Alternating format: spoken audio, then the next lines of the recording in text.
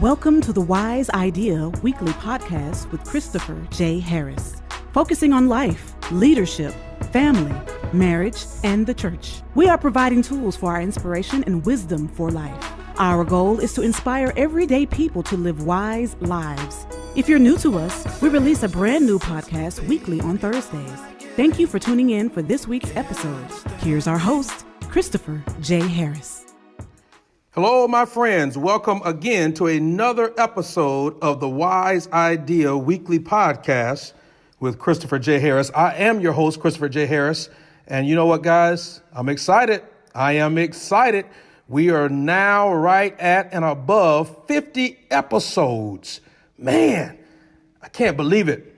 Being able to produce 50 episodes, just this whole thing, this whole podcast and the concept behind it and the topics around it and the focus of it and the guests that we've had on all just started as an idea. And through lots of conversations, lots of planning, lots of connections, lots of strategy, guess what? It is here. It is now. It is happening. We're 50 episodes in, and I got to say thank you. I got to say thank you to every single one of you guys and gals that tune in every single week. You email me, you leave incredible feedback, you inbox me on social media, you tag us on social media with various links and quotes and all kinds of other things. Many of you all have offered suggestions even about topics and even follow up to discussions that we've had. It's just been absolutely amazing. And so today, I want to do something actually that I've not done quite a bit for the podcast, and that is I don't have a special guest unless you count me as a special guest. I actually want to just talk for a moment. I made some notes. I've done some research here on something that I have personally been navigating and working on and working through over the past few months. And that is this whole idea around our habits. And I felt like, at the beginning of the year, it's the beginning of the year and many people have made resolutions, or some people are even anti-resolutions.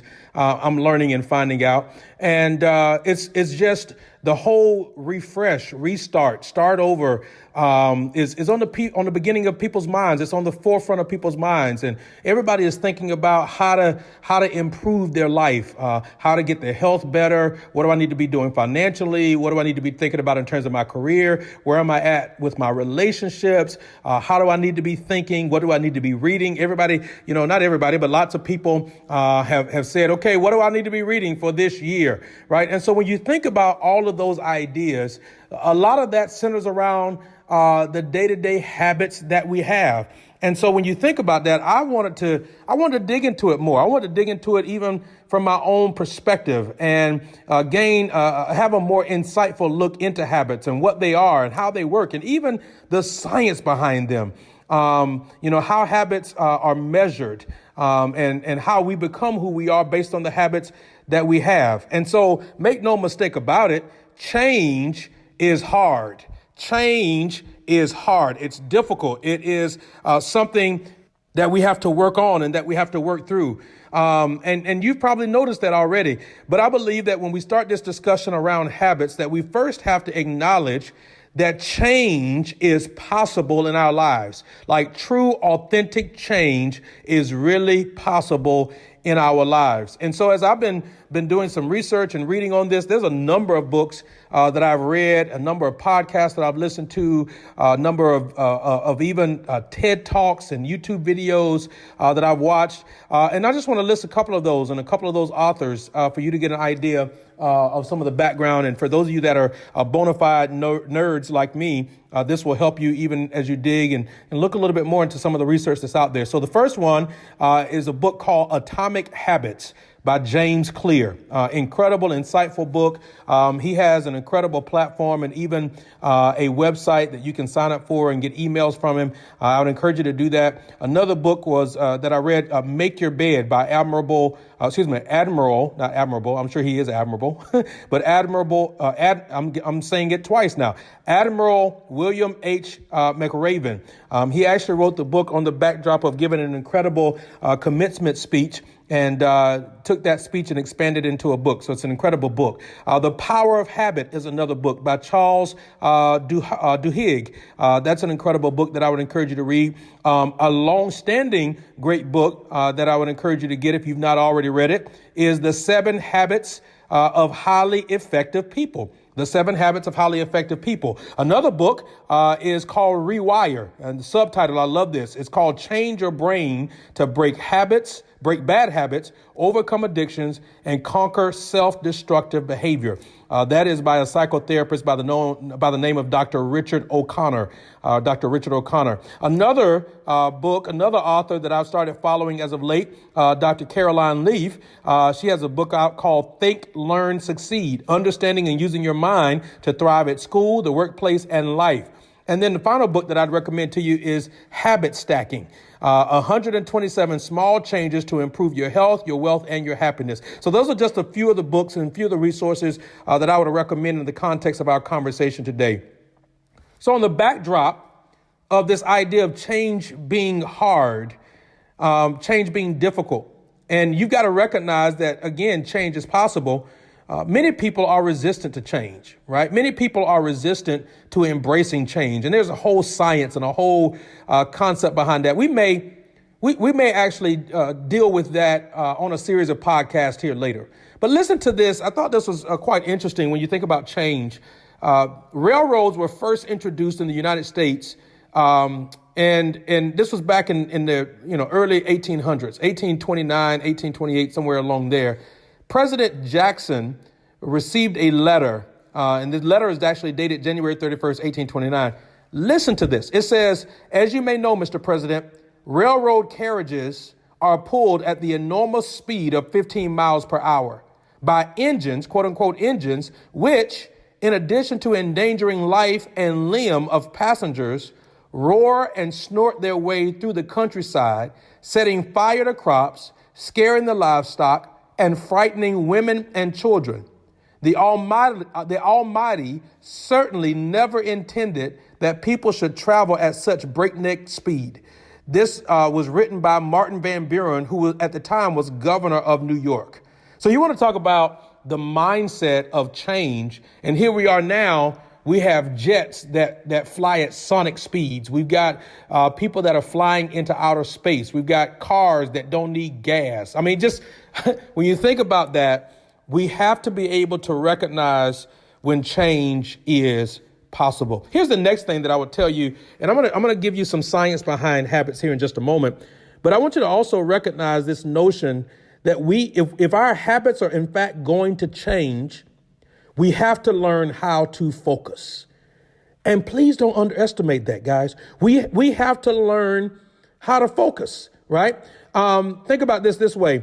If you've ever been to a circus, you like me have probably wondered, how in the world is the lion tamer able to have that much power and influence over the lion?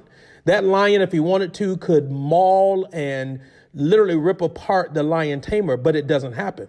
How does it not happen on a regular basis? Well, the lion tamer has an advantage over the lion because he has discovered that the lion actually tries to focus on 3 legs of the stool at the same time. So it's the lion's attention span is not singularly focused. When we focus, we accomplish incredible things. And I believe that sometimes the challenge that we've experienced in our lives, and I'm talking from firsthand experience, is often that we simply just don't focus. We have to learn how to focus. So don't be like that lion where you're trying to focus on the 3 legs of one stool. Try to focus on one idea, one thing at a time. Multitasking is a misnomer. Most of us do it on a regular basis, but it's a misnomer. As a person, even when I talk about this podcast, getting the production for this podcast done, when I talk about writing books, when I talk about writing articles, working on sermons, working on leadership presentations, leadership ideas, as a consultant, working with organizations all across the country, working with leaders and developing leaders, the deep work that we are required to do, guess what it does, guys? It requires focus. So if you have a problem with focus, then this conversation today around habits is going to be really, really important for you.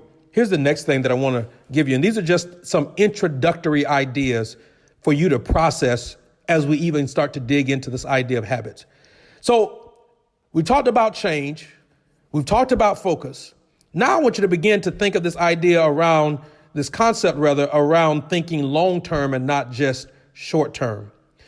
When we think about resolutions, we think about changing habits, many people don't really think long term. They think short term. What can I do right now to get a fix right now? What can I do to make change happen right now? What can I do to see immediate results in my life right now? They don't really think long term. Of course, this is a audio podcast and not a video podcast. But if it were a video podcast, I would actually right now flash up a picture that you can see of me just back maybe 5, 6, 7 years ago, where I was over 300 pounds. Now I'm right above 200 pounds, still working to achieve some goals, still working to get lean, still working to make sure I continue to improve my cardio, make sure I maintain a healthy diet, all of those dynamics. And when you think about that reality, I want you to understand that I had to think long term. I couldn't just think short term. As a matter of fact, I didn't see the kinds of results that I'm seeing now in a short period of time. It's only been over a long period of time that I have been able to think and see some of the results that I've desired to see. And that has fueled me even longer term to think about what does this look like and how do I maintain healthy lifestyle habits with regards to my fitness health and my physical health. Now, when you think long term, when you get going and you get started, you have to have a recovery plan. Now, what am I talking about when I talk about a recovery plan? Every book that I read, every podcast that I listened to, every TED Talk that I listened to talked about this idea that lots of people, when they start talking about their habits, they get sidelined, they get off track. They may have this streak going of, I've been working out for 21 days and then something happens, sometimes in their control and sometimes out of their control, and it knocks them off of their streak where, they were getting ready to start day 22 or day 25 or day 50, and then they come to a screeching halt, or they're on a diet and then they have one cheat day, but that one cheat day turns into 2 cheat days or, whatever that is. When I talk about cheat days, I'm talking about a cheat meal day, right? Well, you have to have a recovery plan, and that is where you quickly recover and get back on track. I love this, that top performers, when you look at the research, make mistakes. Top athletes make mistakes. They commit errors. They get off track just like everybody else. The difference is that they get back on track as quickly as possible.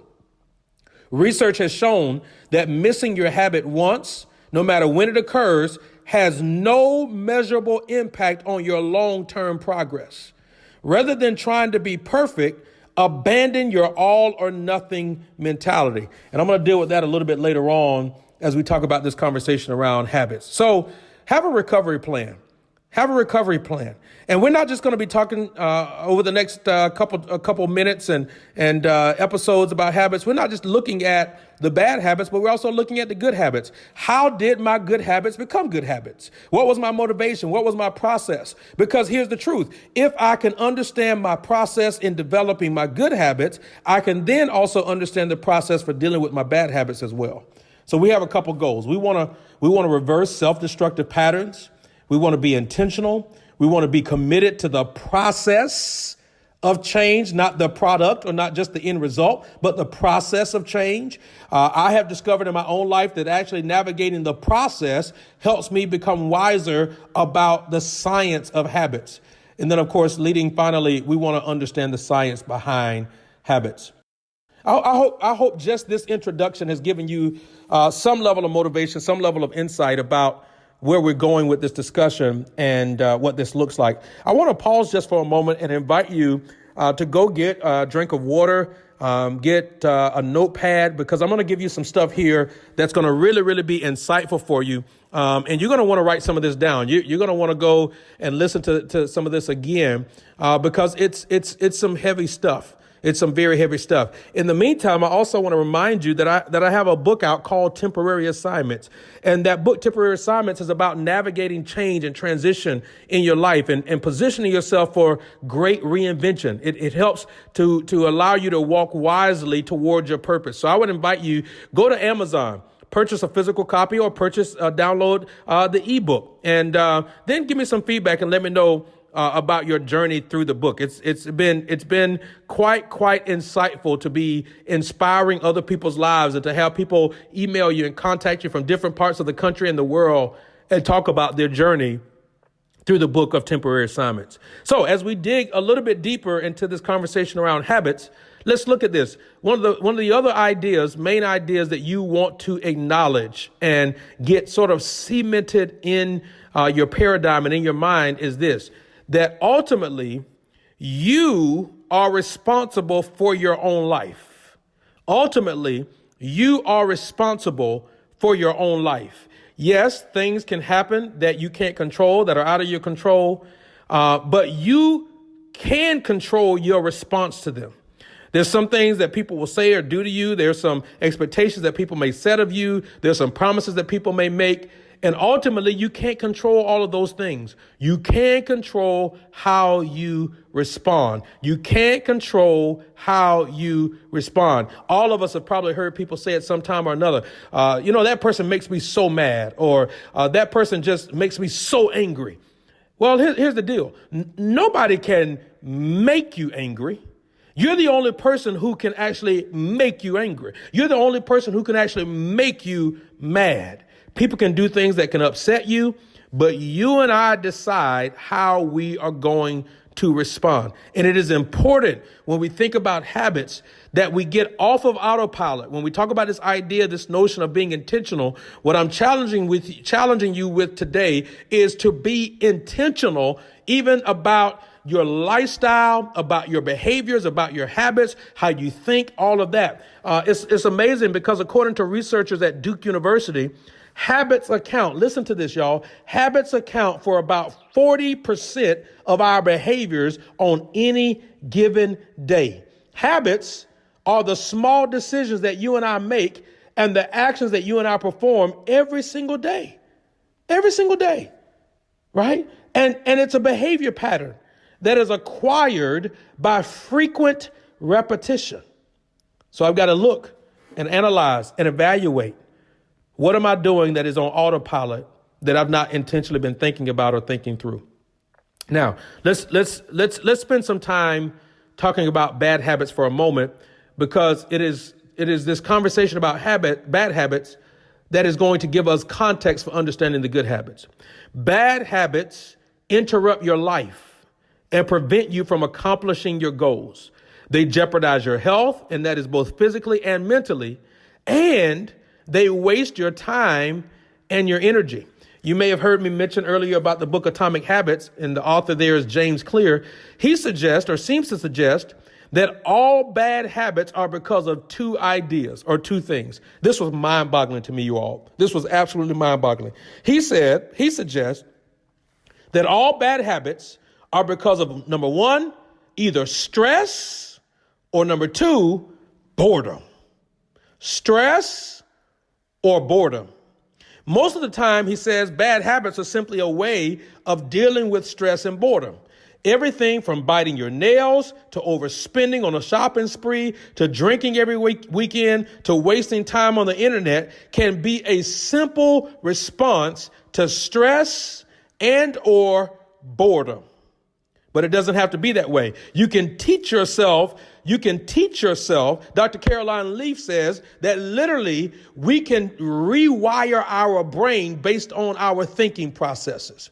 Our minds can rewire, right, our brains. She calls it neuroplasticity. That is where your brain is literally nimble enough. God has wired our brains to be nimble enough that how we think and what we think can literally rewire the circuitry of our brains. So we can literally reteach or teach ourselves new and healthy ways to deal with the stress and to deal with the boredom, which we can then substitute in place of our bad habits for good habits. Now, of course, sometimes the stress and boredom that is on the surface is actually caused by deeper issues. These issues can be tough to think about. When you think about things like abuse or neglect or deep emotional, mental, psychological realities that we may have experienced in our past, right?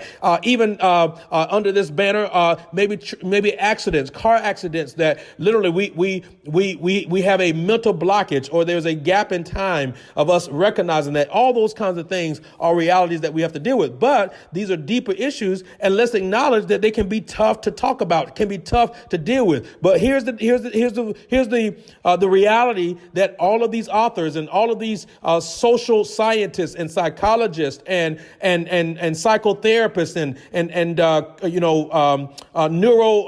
neuroscientists all talk about this. Hear this. If you're serious about making changes, then you first have to be honest with yourself about what the change needs to be. That is a tough pill to swallow, to be honest with yourself. If you think about it, for those of you that are not people of faith that are listening to this podcast, bear with me just for a moment, because I want to, bring in a biblical example. I'm a preacher, I'm a pastor, so that's going to be natural for me to do that. But when you look at the original sin in the Garden of Eden in Genesis chapter number 1, chapter 2, chapter 3, it's interesting because when Adam and Eve sinned for the first time, one of the first things that happened was they wanted to hide from God. Now that's interesting because God is everywhere at the same time. He is the one that created the heavens and the earth and put them in the Garden of Eden. And yet here they are now, because of sin, because of wrong that they did, they are now trying to hide from God. When we're not honest with ourselves, I believe that's what we're trying to do. We're hiding from ourselves and we're hiding from God. So here's a couple questions for you. Are there certain behaviors or beliefs or reasons that are behind the bad habits that you have? Is there something deeper, a fear, an event, a limiting belief, a paradigm that you have that is causing you to hold on to something that is actually bad for you? Let me ask that again.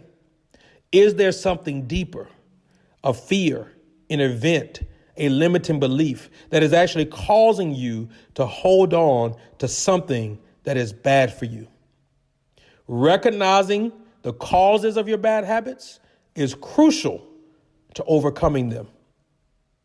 It's interesting because growing up for me, food was used as a reward. Food was used as a reward. So anytime I felt bad or anytime I wanted to reward myself, naturally I would go and reward myself with food. And I believe that you can be physically healthy and still be a foodie. Can I tell y'all something? I am a bona fide foodie. I love good food.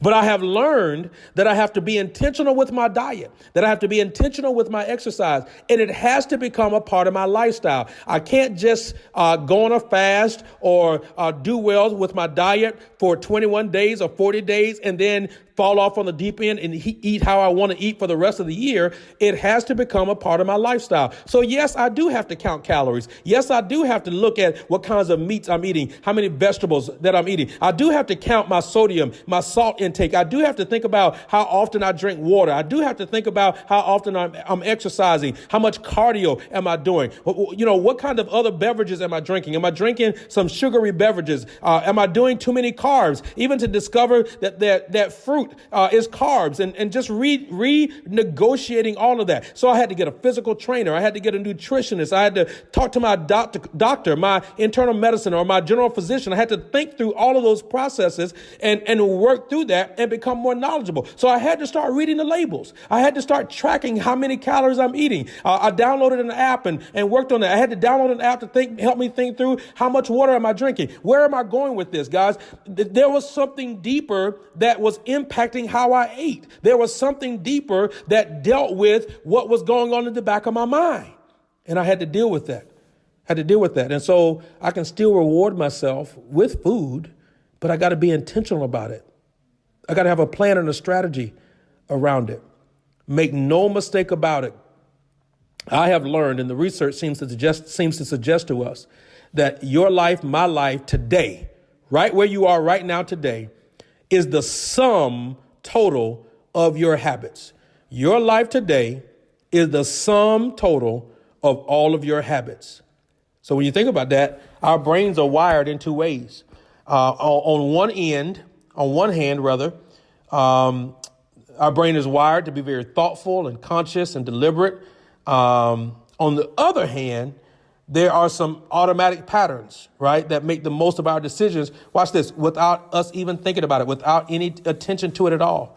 And so we as humans, we tend to get in our own way time and time again, whether it comes to not speaking up for ourselves or going back to bad relationships or, dieting for the, umpteenth try, and then only to have it waste away or fade away. We join membership to a gym, to a fitness facility. And guess what? Then the gym is just getting our money. We're not going. Or acting on any other range of emotions or bad habits that we just can't seem to shake. This whole conversation is about getting off of autopilot and thinking through how is it that we actually make better decisions, develop better habits. And that all starts with small decisions that we make on a regular basis. The final thing that I want to say to you today, and this is all just introductory, you got to tune in next week as we dig a little bit more into the science and the mindset behind habits. You listen, the notes that we've developed on the science of how they work and the 4 stages that habits are developed. We're going to talk about that. We're even going to talk about this idea that you don't break bad habits. What? What did he just say? That's exactly what I meant. Yep. You don't break bad habits. So we're gonna dig into all of that. We're gonna dig into all of that, look at all of that, and even the benefits and the reasons to work through your bad habits and why that's important. But here's what I want you to understand. When most people struggle to build new habits, they may say something like, well, I just need more motivation. Or I wish I had as much willpower as this person or as that person. And really, this is a wrong approach. That is not the best approach. Research shows us that willpower is like a muscle. It gets fatigued as you use it throughout the day. Another way to think about this is that your motivation ebbs and flows. It has high highs and low lows. It rises and falls throughout the day. And there's a professor at Stanford University here in the United States, Professor B.J. Fogg. He calls this idea the motivation wave. And it is important for you and I to know what our motivation wave is. When people talk about whether they are morning people or they're night owls, what they're really talking about in some ways is their motivation wave. You need to know your natural biorhythm or your natural body rhythm or your natural motivation and energy rhythm throughout a day. That should impact you in terms of when it's best for you to work out, when it's best for you to have your spiritual disciplines, when it's best for you to have certain kinds of meetings, when it's best for you to get certain kinds of work done. And so this is an idea that helps you. This is around the systems that you develop to help have infrastructure to rebuild or to build good habits. A lot of people have an all or nothing mindset. And that all or nothing mindset is that once you realize that consistency is essential for success, it can be easy to obsess over becoming flawlessly consistent. And that goes back to what I said to you earlier, that you have to have a recovery plan. Because when you have an all or nothing mindset, you're like, I'm all in, I'm going deep in. And, lots of people that at the beginning of the year, they say, I'm going to work out and I'm going to lose 20 pounds. They get the gym membership, they buy all the clothes and they look good and they start going. And for the first 18 or 19 days, they're good. Then they get invited to a banquet or get invited to a buffet or get invited to their favorite restaurant and they fall off of the meal plan. And the next morning, they don't go work out. They're like too tired and they're sluggish. And then it turns into, well, I'll go work out this afternoon. And now they realize, it's better for me to work out in the morning. So I'm not going to go this afternoon. Then they go the next day and then something else comes up and they don't plan it. They don't work it through. And what ends up happening is now they've fallen off of the deep end and they're not working out anymore. And when they look up, it's April and they haven't been back to the gym since January. That is an all or nothing mindset. What I want you to understand and embrace and adopt as a philosophy is that for me with the habits, it is not going to be an all or nothing mindset. It is going to be that I'm all in. If I get off track, I am going to quickly recover and get back on track. I hope that something that I've said today, just for a few minutes, has helped you to start thinking about this. And guess what, guys? I'm going even deeper on next week's episode. And again, we're going to talk about the science behind habits and why you don't really break bad habits and just so many other things that we'll deal with. So make sure you tune in next week for next week's episode of the Wise Idea Weekly Podcast. Our announcer is going to come and give you some more details about how to follow us and how to connect with us on social media and all that kind of good jazz. But let me make one appeal before I end today, and that is, please, I'm asking if you would be so kind to go to iTunes or Google Play, wherever you listen to podcasts, and leave us a rating and a review. That is actually how other listeners and other participants and part of our tribe will find us. I hope that you've been encouraged today to start this discussion around habits, to be intentional about your life. But here's a homework assignment. I'm going to give you a homework assignment until next week's episode. And that is this. I want you to literally document on your calendar, document every single thing that you do for the next 7 days. Document everything you do for the next 7 days. If you wake up at 6 a.m. and it takes you 30 minutes to get showered and dressed and out of the house, from 6 to 6:30, I want you to put on the calendar, home, personal maintenance, personal grooming, and then out of the house. If it takes you 30 minutes to drive to your first meeting, put driving down. If you eat lunch and it takes you 45 minutes to eat lunch, put lunch for 45 minutes. Whatever that is, if you make phone calls for a particular block of time or whatever that may look like, I want you to document it on your calendar. Just document it. Don't put anything else other than that you're simply documenting it. Next week, we're going to dig into that a little bit more, and you'll find out why I'm asking you to complete that homework assignment on the Wise Idea Podcast. Listen, thank you so much for tuning in this week. I look forward to having all of you back in with us next week as we talk more about habits for your life. I end this broadcast, I end this episode, I end this podcast the same way every single week. When wisdom becomes a part of your life, your entire life gets better. So I want to invite you, live wisely. Thanks again for joining us on another episode of the Wise Idea Podcast with Christopher J. Harris. We hope you enjoyed our time together. If you did and would like additional resources and information, you can find the previous episodes, show notes, featured guest information, and more at www.thwiseideapodcast.com. We also invite you to join the conversation on social media. The Wise Idea Podcast is on Twitter and Facebook. Find us at The Wise Idea and at our Facebook group, The Wise Idea Podcast. On Instagram, find us at The Wise Idea Podcast. Our host is also on social media. You can find him regularly on Twitter, Facebook, Instagram, LinkedIn, and Pinterest, all located at CJ Harris 1. Finally, if you enjoyed what you've heard, head over to iTunes and or Google Play and leave a rating and review for other listeners to find us. Our podcast is also on Stitcher, TuneIn, Spotify, and iHeartRadio. Thanks again for joining us. We will see you the next time. Live wisely.